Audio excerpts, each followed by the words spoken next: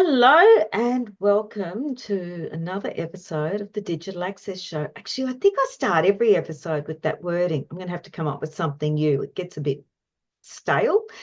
Look, I was at a network meeting this week and it was really interesting because when I was talking about digital accessibility, and obviously we're all about digital accessibility, digital communication, the point I was making to people was when you hop on your website, you can see your website, you know what's on your website, you can read it, you can access it, you can fill out the forms. However, you are not thinking about, or maybe not thinking about the end user. Flip it on its head. Can a person on the autistic spectrum access the website? What about a person with color blindness? What about a person whose keyboard stopped working and they've only got the mouse, or vice versa? So today's guests are Nick Hoskins and Kim Amor from KM Website Design. Why? Well, Kim and Nick are really into digital accessibility themselves. Nick is the developer at KM Website Marketing, and Kim does the SEO and works on that side. And I just thought we could have a really interesting conversation about operability, which is the theme we're looking at, which is also a principle of the Web Content Accessibility Guidelines. So, Nick and Kim, thank you so much for coming on the show. Thanks, Narelle. Great to be here. Thank you, Narelle. Oh, look, well, I love having a chat to you guys. Can you tell us a bit about yourselves and KN Website Design, please? Definitely. We are operating in the website design and SEO space. And when we met you, it was fantastic because we got to talk all things SEO. You were happy because you were talking digital accessibility and we were Yeah. talking all good things SEO. So it was really interesting to see how a lot of those commonalities were overlapping and we were really finding that, well, we were both in the same market ultimately. So from that perspective, we love to build our clients digitally accessible websites, which allow everybody to have a good user experience, find what they're after, the information they need. And then ultimately from the other side, the business owner is actually getting good quality leads and traffic through their website who know how to navigate through it and then can ultimately bring them leads, traffic and business. So it's a win-win for everybody when you have a really good quality website, which is what KN Website Design love to do and achieve with our clients. Kim, that's interesting. Like, I know about the SEO and the digital accessibility interactions. Where do they interact? Where do they meet? That's a very long answer question. And I know we've got a short period of time. Yeah. Did you want to talk to this piece, Nick?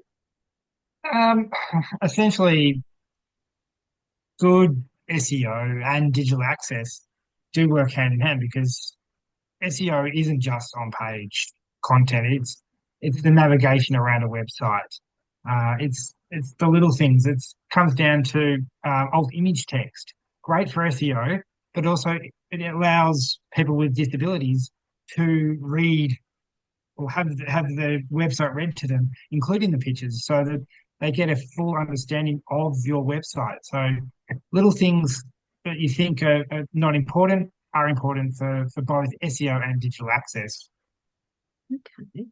So in that, you're really talking about the operability side of the content accessibility guidelines. Yeah, stumble over words there. When, when you design a website, when you build a website, what is the things that you should be doing to ensure that someone can navigate the website, access the website? Trying to incorporate every little aspect that you can think of. It could be Mhm. the font sizing needs to be of a relatively large size. Not doesn't You don't want your content to be 100 pixels, but 18 is what I usually go with as a Okay. main paragraph content.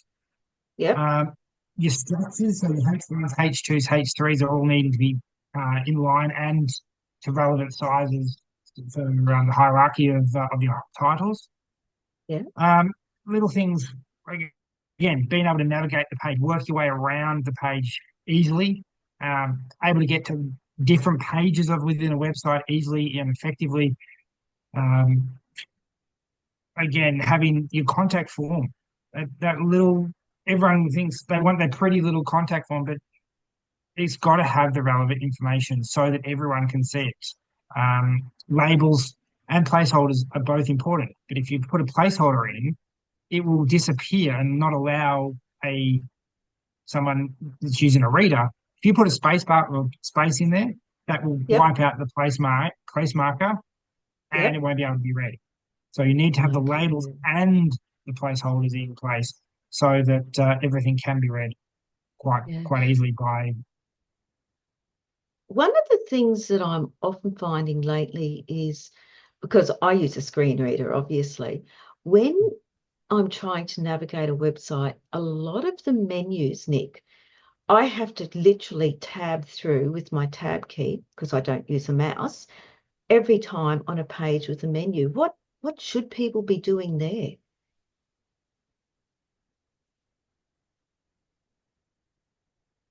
Probably. I love these questions because ultimately what you're asking is a lot of our standard SOPs. Oh, So okay. within our SOPs, we take a lot of this level of detail. Can I ask, Different. what's an SOP? Oh, a standard operating procedure. So when Oh, we of build a course, website, yes. we have our standards. And Yep. yeah, you're asking questions to things that Nick ultimately does the build.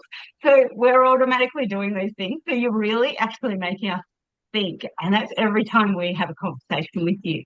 So a lot of our standard stuff that we do every day on every website with alt image text. That's a Yeah. big one we do actually come across that a Mm. lot of websites don't necessarily have. But we understand the power of it from an SEO perspective. And Yeah. upon meeting you, realize the power of it going, well, yes, there is a child on a swing in a park. And that gives Yeah. you context to the website. So from that perspective, But also with the menus, it's having it in a position on the website that is familiar with readers, Oh, yep. and having it in a format. I don't know. Some websites, the menu bar will actually scroll down with Oh, as you yeah. scroll down a page, and Yeah. that I find can be a little bit off. Well, especially from a reader point, I feel it confuses the positioning on the page. I hate Where that actually, to be honest. I yeah, seriously hate that because I lose where I am. yes, So with my residual site, I really don't know where I am. yeah. So at least, and traditionally your header is at the top of the page. So Yeah. as you scroll down, you will lose that header, but you should be having enough input into the other sections of your page that you can still transfer to other areas of the website without having to have the header menu following you. I think it looks less spammy in many regards because Yeah. if you're having a header scrolling with you, it's like, well, I need you to do this action rather than naturally getting them to do what you trying to get Yeah. them to. So, but yeah, a good menu should be able to be navigated easily via the keyboard, mouse, and try not to use too many sub menus within menus. Now that's So, something I hadn't thought of. That's a good point. because again, I believe some readers can not pick up or don't always necessarily pick up the sub menu. So, trying to keep your menus precise to what it is. Yeah. And again, it's like content on a page. You need to have that because a lot of the time you'll have your header in as it might be one word rather than the whole title of the page. Yeah. So it needs to be directed to exactly what that page is going to be about. So instead of putting contact us, I quite often just put contact, but it still has relevance to what the page would be. You're not Yeah. putting let's have fun or something like that because that could be something completely different. Like it's Mm. yeah, if you're trying to sell a service, let's have fun, let's get in contact, something like that. Yeah, but let's just keep it to what the page is actually about. So I Yeah. think a good menu should be short, sharp, to the point, and not too many drop downs and sub menus and Yeah. because again, it just confuses even someone with like site or that so I get confused sometimes. You go to some menus, it's like, oh, I've got to go here. Oh, okay. And there's just menu after menu after menu. It's like I don't actually know where I'm going anymore. So And it's actually, you've got me thinking about a menu I saw not long ago, and it was that it was sub menus within sub menus, and it didn't have like the event, the keyboard event, so I could hit the control key to get out of it. And so I actually literally had to go through every sub menu to yeah, get out of the menu, and so I yeah. gave up and said, "Oh, don't think so." Yeah. Um, And you think about it that way, you've given up. So you're not going to go back to that website. And if they're no, I'm selling not. something, you may need their product, but because you couldn't work your way around the website, they've lost you as a client, potential Yeah, client. So we need to make sure that we are keeping people on our pages as long as possible and making it as easy for them to work the way through. And again, that comes back to good SEO. It's that flow. By like a lot of people think SEO page content. It's not. It's the whole process. It's the navigation through the pages to work out get the information they actually want as quickly as they can. But hopefully, yeah. then stay on your page and essentially go, oh, I need to do this. I'm going to fill out this form or ring the phone number or whatever your CTA or call to action is. One of the things I found the other day, and it got really frustrating. I was trying to find the phone number of the company I have to deal with them. I've got no options. And no matter what I did, like they had a picture of a phone there. So I found the picture of the phone. I couldn't find the phone number because normally I would just get the phone number, have it read it out to me, and then I would go into my phone and do it that way. But I couldn't find the phone number. When I hit the picture of the icon, there was nothing you know how sometimes it can automatically ring for you. However, I went to another page at it was the contact us page, thinking, oh, well, surely they'll have the phone number in big font. So I can, yeah, got it, and ring them. And that was a struggle as well. But the weird thing that when I went to the footer on the contact us page and hit the phone number at the telephone icon, up it popped straight away. Do This web is pages have different footers? this is one of Nick's absolute bugbears. Is Well, again, don't put your primary piece of information in the footer. Yeah, That's right. But again, don't most website builders are able to have a button put in there. And a lot of yeah, them they try and make them fancy by call us or yeah, contact us. I use contact us if that button is leading to your contact us page on your yeah, website. But or however, if it's a actual call or email, I will put the email address with the code behind it to send to either direct dial or to open up a web page. Sorry, not a web page, an email page. yeah, So the direct link. yeah, the direct, but And it's it's still so important on mobile phones now too, as you say with the phone number.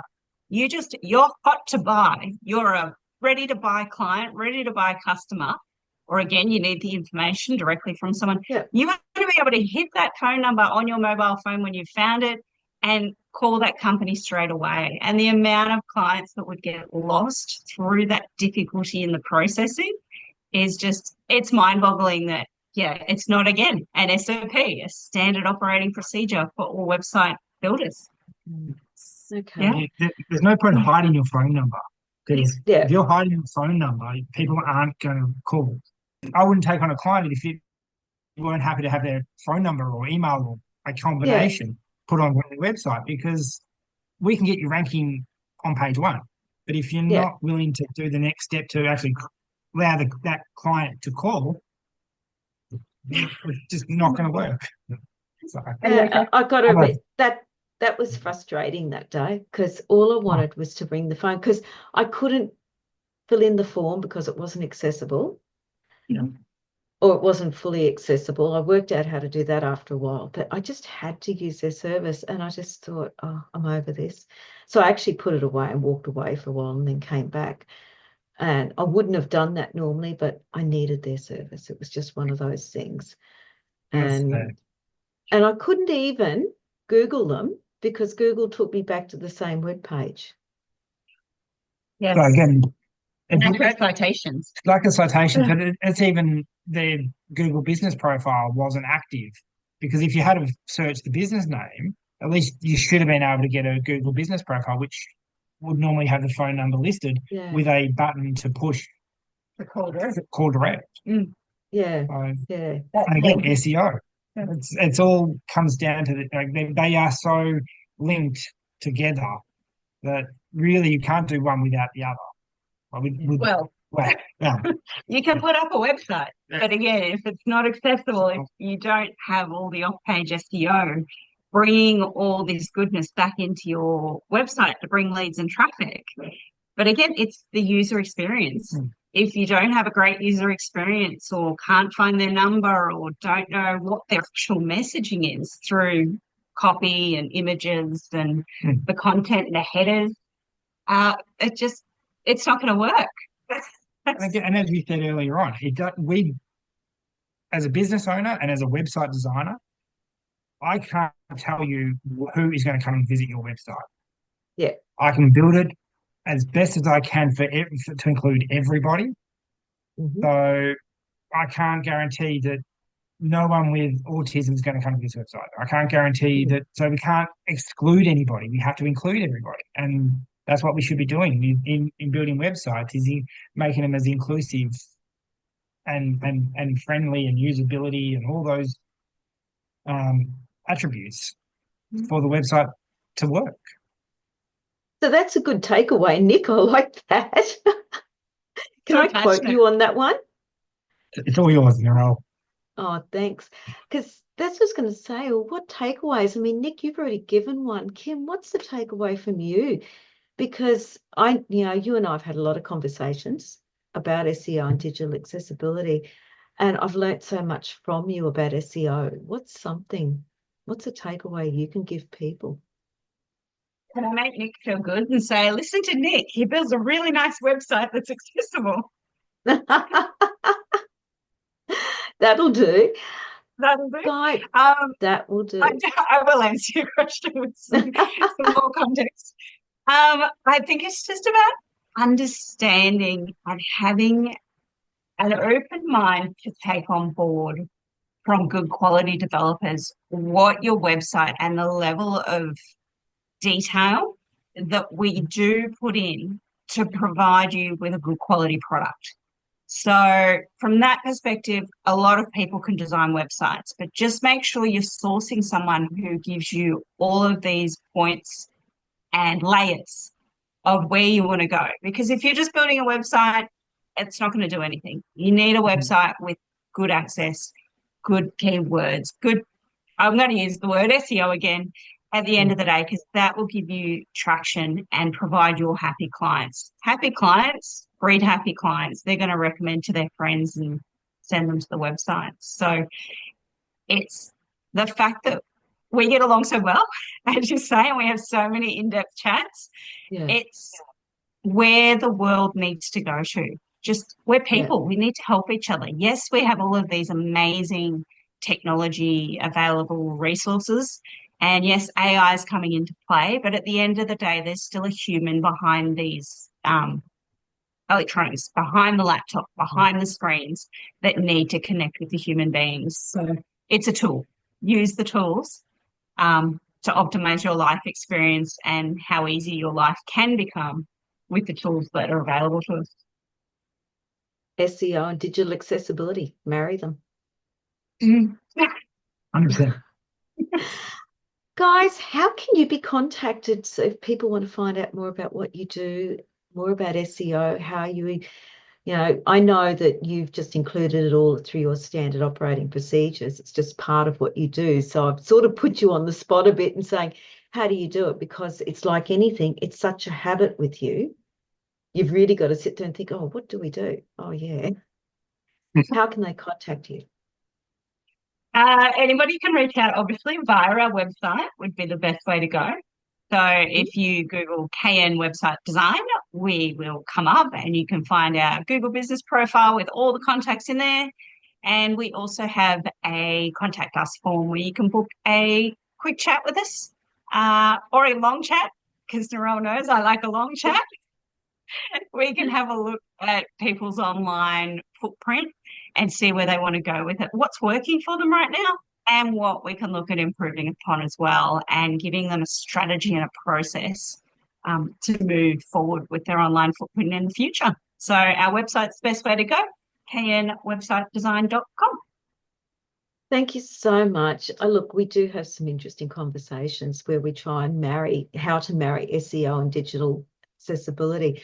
And I appreciate your input today. So this is Kim and Nick from KN Website Design. If you like what we do, like, share, subscribe, review. Always love reviews, anything, feedback, and tell everyone what we do, because the more we can talk to people about digital accessibility and the benefits, the more everyone benefits. And seriously, it's not just people with disability. It's the elderly, people where English is not the preferred language, people that just have a broken arm. Everyone does get affected sometime or other. So we'll see you next time. Have a good one. See ya. Done.